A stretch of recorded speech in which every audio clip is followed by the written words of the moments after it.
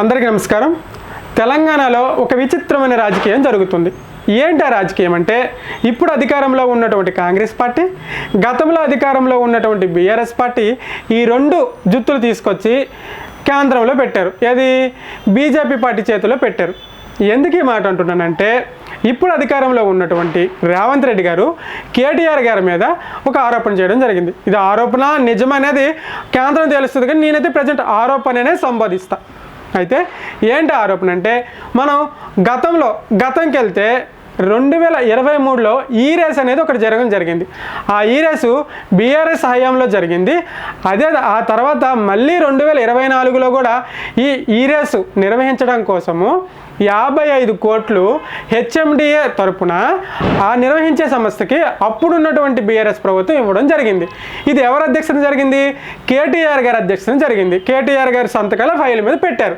ఇది చట్టవిరుద్ధము, ఇది ఇల్లీగల్గా ఇచ్చారు, ఎవరు పర్మిషన్ తీసుకున్నారు, అసలు పర్మిషన్ తీసుకోకుండా ప్రజాధనాన్ని అట్లా ఇవ్వడం ఎందుకు, దీంట్లో ఏదో పెద్ద స్కామ్ జరిగిందని చెప్పేసి రేవంత్ రెడ్డి గారు ఈ కేటీఆర్ గారిని అరెస్ట్ చేయడానికి, రేవంత్ రెడ్డి గారు ప్రభుత్వం అరెస్ట్ చేయడానికి నిర్ణయించుకుంది, తగు చర్యలు తీసుకుంటుంది.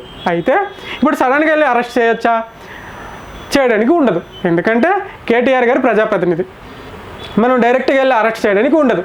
కాబట్టి రేవంత్ రెడ్డి గారు ఏం చేశారు, ముందస్తు గవర్నర్ ఆమోదం కోసం ముందస్తు ఆమోదంకి గవర్నర్ దగ్గరికి వెళ్ళారు. ఇప్పుడు ఇది గుర్తుపెట్టుకోండి, ఈ బాలు గవర్నర్ దగ్గర ఉంది. ఏది కేంద్రంలో ఉన్నటువంటి బీజేపీ గవర్నర్ దగ్గర ఉంది. ఇక కేటీఆర్ దగ్గరికి వద్దాం. కేటీఆర్ గారు కూడా రేవంత్ రెడ్డి గారి మీద చాలా ఆరోపణలు చేస్తున్నారు, స్టార్టింగ్ నుంచే చేస్తున్నారు.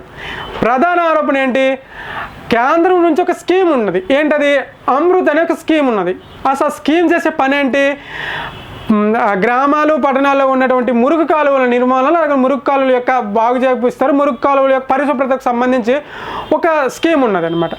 దానికి 8,888 కోట్లు రేవంత్ రెడ్డి గారు తన బామ్మర్దికి ఇచ్చుకున్నారు. ఇది ఫ్యామిలీ రాజకీయాలు కాదా? అట్లా ఇస్తారు, ఇవి నిబంధనలకు విరుద్ధంగా ఇచ్చారు, చాలా చాలా చాలా చాలా స్కాములు చేసి ఇవి వాళ్ళ బామ్మర్దికి చెప్పుకున్నారని చెప్పేసి కేటీఆర్ గారు ఆరోపించడం జరిగింది. ఇది రెండో పాయింట్. ఇక మూడో పాయింట్కి వస్తే, ఈ 2 పాయింట్లు పక్కన పెడితే, దీని మీద ఏదైతే అమృత్ సంబంధించి ఈ స్కీమ్ మీద తగు చర్యలు తీసుకోవాలి, తక్షణమే విచారణ జరపాలని కేటీఆర్ గారు ఎవరికి లెటర్ రాశారు? కేంద్ర పట్టణాభివృద్ధి శాఖ మంత్రికి లెటర్ రాయడం జరిగింది. నిన్న వెళ్ళి డైరెక్ట్గా కలిసి రిఫరెండం ఇవ్వడం జరిగింది. ఈ బాల్ కూడా కేంద్రం చేతిలో పెట్టారు. ఈ 2 పాయింట్. ఇప్పుడు ఏమర్థమైంది? ఇటు కేటీఆర్ కూడా కేంద్రం దగ్గరికి వెళ్ళారు, ఇటు రేవంత్ రెడ్డి గారు కూడా కేంద్రం దగ్గరికి వెళ్ళారు. సో ఇప్పుడు బాల్ ఎక్కడుంది? కేంద్రం దగ్గర ఉంది. ఇది పక్కన పెట్టండి. ఇక మనం ఈ రేస్ దగ్గరికి వద్దాం. వీళ్ళిద్దరూ ఆరోపించుకుంది ఏంటి? ఒకటి అమృత్, ఒకటి ఈ రేసు. ఫస్ట్ ఈ రేస్ దగ్గరికి వెళ్దాం. ఏది? రేవంత్ రెడ్డి గారు కేటీఆర్ గారి మీద పెట్టినటువంటి దీనికోసం ఈ రేసు. ఇదేంటి? కేటీఆర్ గారు ఏం చెప్తున్నారు? మేము గతంలో నిర్వహించడం మాట నిజమే, మేమేం ఒట్టిగా నిర్వహించలేదు, అది తెలంగాణని ప్రపంచ పటంలో నిలిపేయాలనే ఉద్దేశంతో ఇది నిర్వహించాము.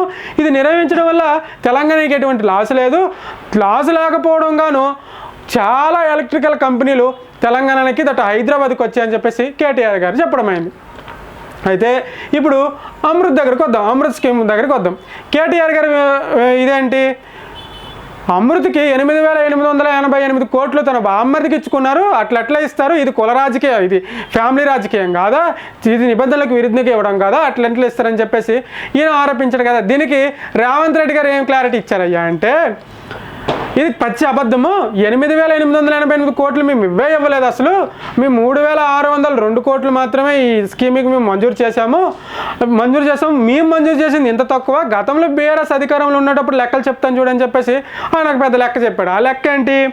గతంలో బీఆర్ఎస్ పార్టీ అధికారంలో ఉన్నప్పుడు ఇదే అమృత్ స్కీమ్కి 3 కంపెనీలకు ఇచ్చింది కాంట్రాక్ట్. ఒకటి పిఎల్ఎస్ కంపెనీకి 11,054 కోట్లు, గజాకు ప్రతిమకు 11,080 కోట్లు, మెగాకి 13,021 కోట్లు మంజూరు చేసింది. ఇవి ఓవరాల్గా 3.99 కోట్లుగాను అప్పుడున్నటువంటి బీఆర్ఎస్ ప్రభుత్వం ఇవ్వడం జరిగింది. ఇప్పుడు మేము కేవలం 3,602 కోట్లు ఇచ్చాము, తద్వారా తెలంగాణకి 54 కోట్ల లాభం మేము మిగిల్చాము, మాది నిజమైన ప్రభుత్వము అని చెప్పేసి రేవంత్ రెడ్డి గారు క్లారిటీ ఇచ్చుకోవడం జరిగింది. ఇది ఏదేమైనప్పటికీ కూడా వీళ్ళిద్దరు కలిసి కేంద్రం దగ్గరికి వెళ్తాడు. ఇప్పుడు కేంద్రం ఏం చేస్తే చూడాలి. ఏదైతే రేవంత్ రెడ్డి గారు రిఫరెండం అంటే ముందస్తు ఆమోదంకి వెళ్ళారో, ఈ గవర్నర్ గారు కూడా ఇంకేం ఆమోదం తెలపలేదు. తెలిపితేనే కేటీఆర్ గారిని అరెస్ట్ చేయాలి. ఇక కేంద్ర మంత్రి గారి దగ్గరికి వెళ్ళిన కేటీఆర్ గారు కూడా ఇంకా ఈ తగు సంబంధించి ఏం విచారణలు జరపలేదు ఇది రేవంత్ రెడ్డి గారి మీద. సో చూడాలి కేంద్ర ప్రభుత్వం ఏం చేస్తుంది, ఏం చేయబోతుంది, ఈ బాలు ఏ గోల్లో అయిపోతుందనే అంశం పైన తెలంగాణ మొత్తం ఉత్కంఠంగా ఎదురు చూస్తుంది. చూద్దాం తర్వాత ఏం జరుగుతుందో మీ ఊహ ఏమనుకుంటున్నారో కామెంట్ రూపంలో పెట్టండి. చూద్దాం ఏం జరుగుతుందో. అర్థమైందనుకుంటా. Thank you.